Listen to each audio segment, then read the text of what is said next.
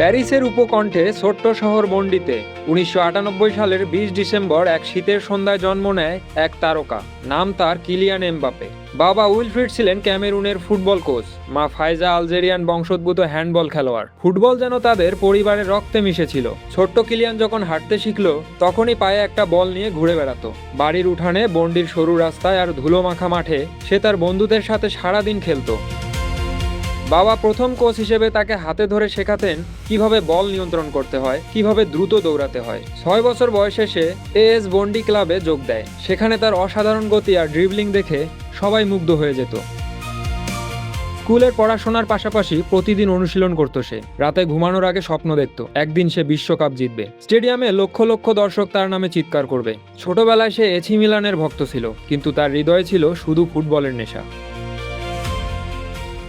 বাবা মা তাকে শৃঙ্খলা শিখিয়েছিলেন, কখনো অহংকার করতে দিতেন না। সেই ছোট্ট ছেলেটি দিনরাত পরিশ্রম করে একসময় মোনাকোর একাডেমিতে ঢোকে এবং পরবর্তীতে বিশ্ব ফুটবলের রাজপুত্র হয়ে ওঠে। তার শৈশব ছিল সাধারণ, কিন্তু স্বপ্ন ছিল অসাধারণ।